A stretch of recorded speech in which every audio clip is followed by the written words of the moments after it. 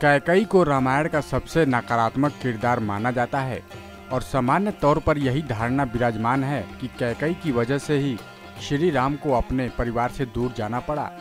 कैकेयी के ही कारण भगवान राम को 14 वर्षों का कष्टदायक वनवास झेलना पड़ा और साथ ही जिस राजपाट पर उनका अधिकार था उसे भी उन्हें खोना पड़ा था। जब से हम लोग रामायण पढ़ते आए हैं और इससे संबंधित कहानियाँ या कथाएं सुनते आए हैं, उनके अनुसार कैकेयी के ही कारण माता सीता को अपने विवाहित जीवन का आनंद प्राप्त नहीं हुआ, बल्कि इसकी जगह उन्हें वन की यातना सहनी पड़ी थी और रावण के महल में एक कैदी की भांति रहना पड़ा। निश्चित तौर पर ये सब कैकेयी के कारण ही हुआ, लेकिन इसके पीछे कैकेयी का लालच नहीं बल्कि उसका त्याग था।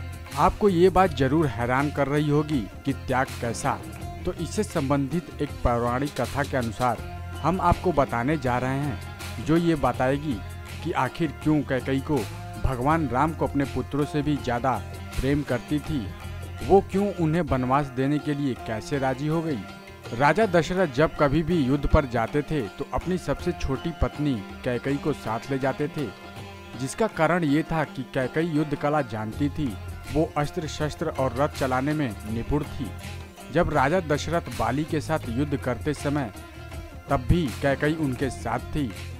बाली को ये वरदान प्राप्त था कि जो भी शत्रु उसके सामने आकर युद्ध करेगा उसकी आधी शक्ति बाली को प्राप्त हो जाएगी।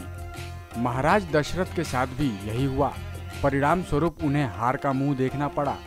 बाली ने राजा दशरथ से कहा, या तो अपनी पत्नी को यहाँ छोड़ जाओ या फिर अपना मुकुट उतारकर यहीं रख दो। कैकेयी के सम्मान को बचाने के लिए राजा दशरथ अपना मुकुट बाली के महल में छोड़ आए।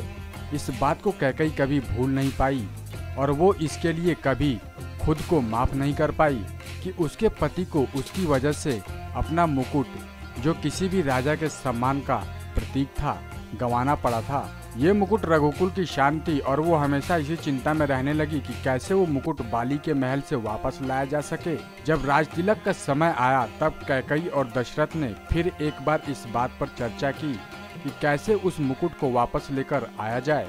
तब उन्होंने भगवान राम को राजतिलक के बदले वनवास सौंप दिया और उनसे कहा कि बाली से वो मुकुट जरूर लेकर आना। जब राम और बाली का युद्ध हुआ तब बाली को भगवान राम से मात मिली। भगवान राम ने उन्हें अपना परिचय दिया और उस मुकुट के बारे में पूछा। तब बाली ने उन्हें बताया कि रावण उनके महल से वो मुकुट लेकर भाग गया है। बाली ने कहा कि उनके पुत्र को भगवान राम अपनी शरण में ले लें, वो उन्हें मुकुट वापस लाकर देगा। बाली का पुत्र अंगद श्री राम की सेना में शामिल हो गया और भगवान राम का दूत बनकर रावण की सभा में पहुंचा। वहां उन्होंने अपने पांव जमा दिए और सभा में बैठे लोगों को अपना पैर हिलाकर दिखाने की चुनौती दी।